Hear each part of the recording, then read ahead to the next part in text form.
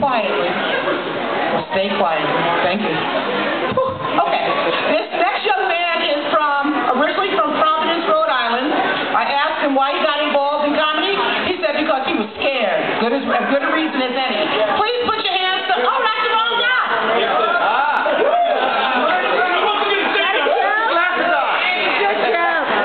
Senior moment. All right, let's start again. This gentleman is originally from Duarte, California. I asked him why he got involved in comedy, and he said it was a good excuse to wear his ugly Hawaiian shirt. Please put your hands together for Deacon.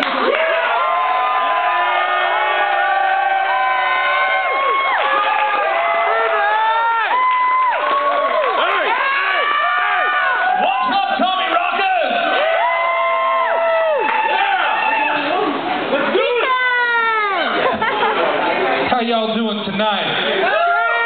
All right. My name's Deacon. First of all, I'd like to say thanks to Tommy Rockers. What a nice place to put on the show. Cozy, she's awesome. Everybody who showed up, thank you very much.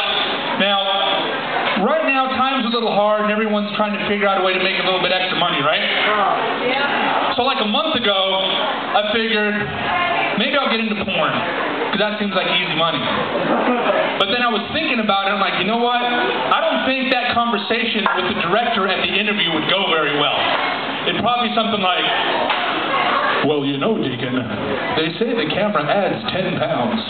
In your case, it's going to add 10 pounds, 2 chins, and erectile dysfunction. So who out here's got kids? Kids are awesome, but they say some crazy shit, don't they? I was picking my son up from school the other day, and I was asking him how his day went, and he said he had a test. And he said, Dad, you know, I think I aced the test. I'm like, cool. So I put my hand up and I said, give me some skin. He smacked my hand. He looks at me, makes a little knuckle. He says, Dad, give me some knuckle. And I dapped him. He looks at me again, and he kind of bends over. He says, Dad, give me some head. I said, whoa, dude. There's 1,000 reasons you should never say that to anybody. All right.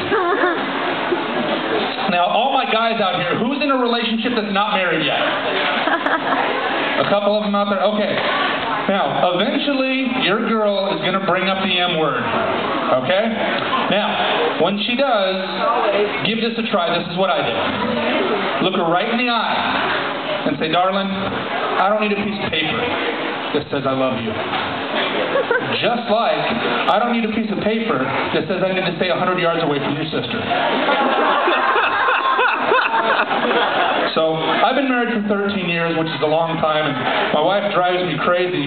She recently got on this HCG diet that's all the rage, and she's been doing good on. She's lost about 20 pounds, but before she got on the diet, one of my friends told me to tell her not to do it because they said it's very dangerous. It says, you know, you can get sick, you can lose your hair, you can get blood clots, you can even die. And I told my friend, don't worry about that, bro. There's no way I'm that lucky. Thank you. So I took my wife out. It was our wedding anniversary back in July. Coincidentally enough, the same day as my birthday, so I would never forget. Exactly. She told me that. She said, we got married on your birthday so you wouldn't forget. I said, no, darling, we got married on my birthday. It's a symbol of my birth of new life with you. But it was so I wouldn't forget. So I took her to the jewelry store to pick out something, and she's looking at all the necklaces, and she saw this amazing pearl necklace in the case. And she's just staring at it and looking at me. And I looked at it and I said, honey, you know what would look beautiful around your neck right now? And I looked at the pearl necklace and looked right back at her. She said, what, honey? I said, a plastic bag.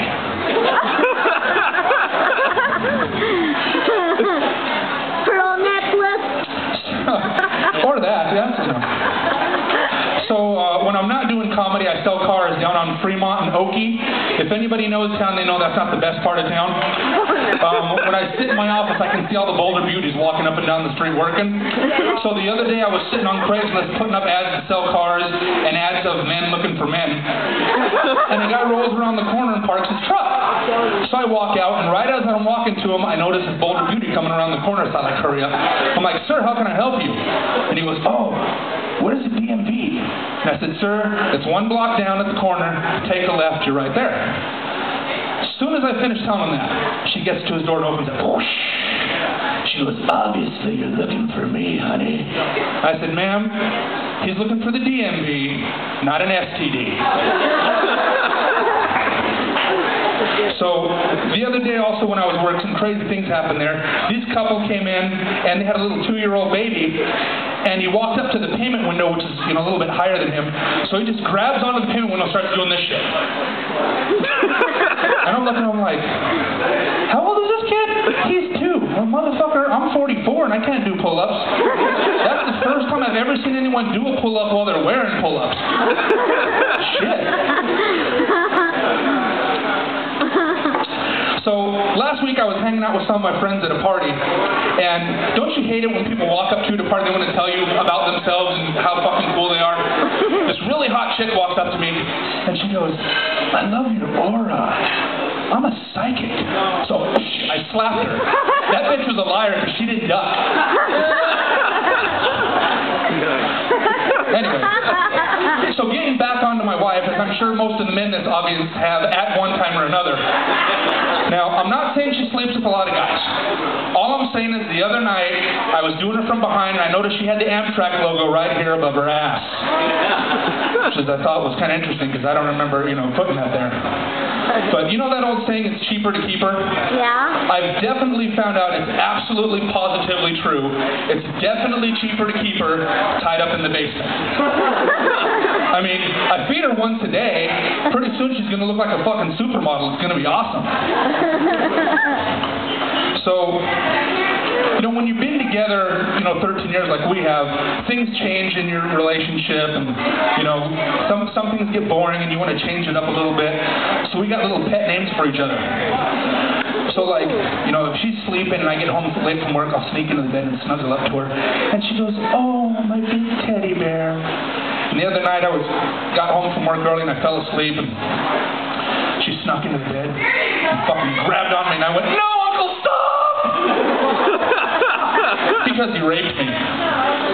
So, does anybody have any creepy uncles, any creepy family members? Yeah,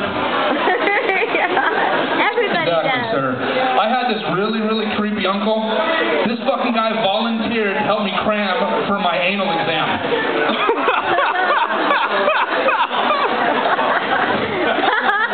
So anyway, well, I used to live in Mexico for many, many years, which was kind of cool and dangerous and fun. And there's this bar I used to go to called the Monkey Bar. And it was called the Monkey Bar because behind the bar on a little throne was a monkey. And I'd just be sitting there chilling, having a drink, and it would never fail, some drunk-ass tourist would ask the question, what's up with the monkey? The bartender would, I'm glad you asked, sir.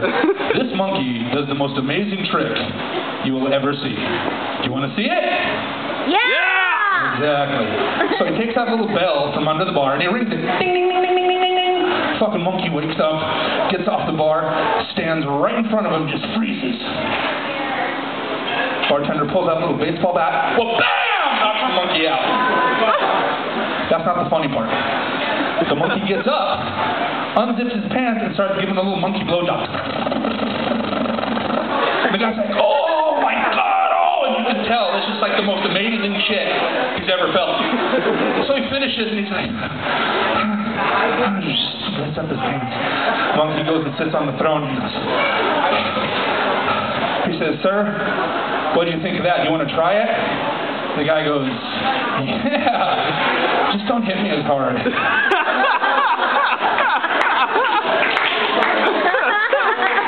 Thank you. Funny! So, me and my wife were thinking about adopting a kid because we already had one, but we don't want to go through the childbirth and all that stuff. And I was thinking, what would happen if you went to the adoption agency and all the good kids were gone? And you were just left with whatever the fuck was there, You'd have the caseworker. Let's see, what do we got left over here? We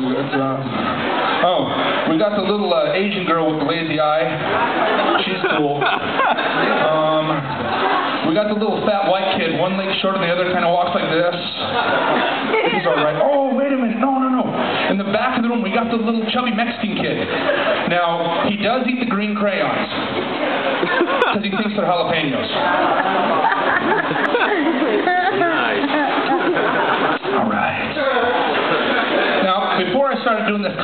thing that I'm having a bunch of fun at.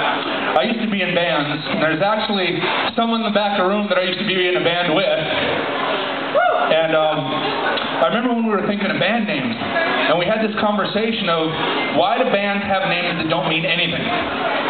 Like Led Zeppelin. That doesn't mean anything. Or Def Leppard. What the fuck's a Def Leppard? They even spelled it wrong.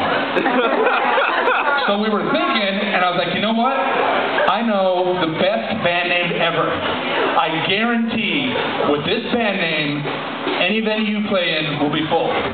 Imagine you're driving down the road, and you see up in big lights, tonight only, $5 blowjobs.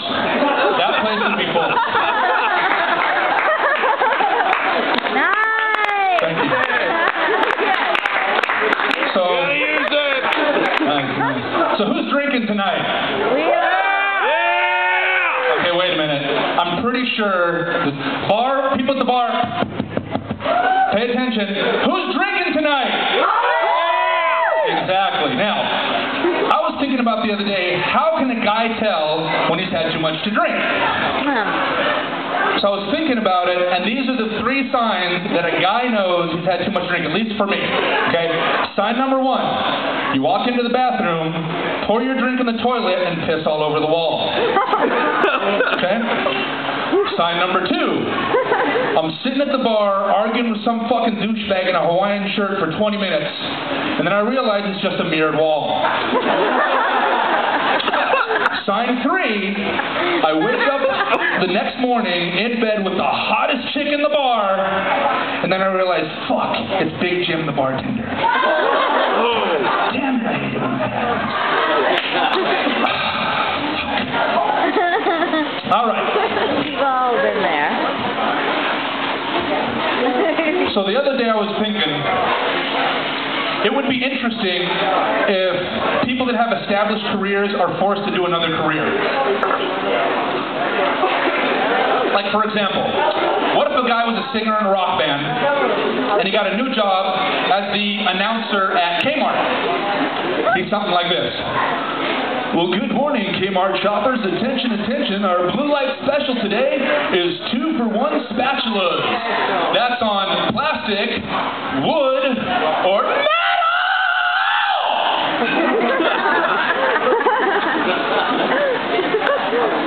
We got a lost kid. Oh, shut up. Attention, Kmart shoppers. We have a lost kid up here. What's your name, honey? Jamie. Okay. Will Jamie's parents come up to the front, please? Jamie's parents, because... Whoa! Jamie's crying. I just wanted an excuse to sing because I'm not in a band anymore, so thank you for putting up with that bullshit.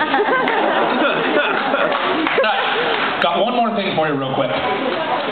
Keeping on the theme of people that have to change their jobs. Okay? Everyone's excited because we're going to have football this year, right? Football? Yeah! Exactly. Everyone's excited that Brett Favre finally quit. Excited? Yeah! Exactly. Now, I was thinking, Brett Favre is actually going to go into acting. Okay? They've already done the movie, and the trailer just came out, and it goes something like this.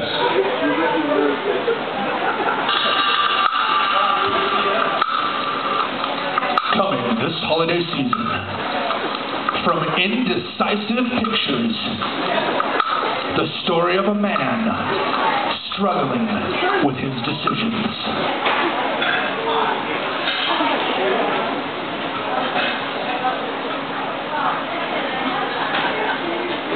I wish I could quit you! Brett Favre stars in Quarterback Mountain. I'm Deacon, thank you very much.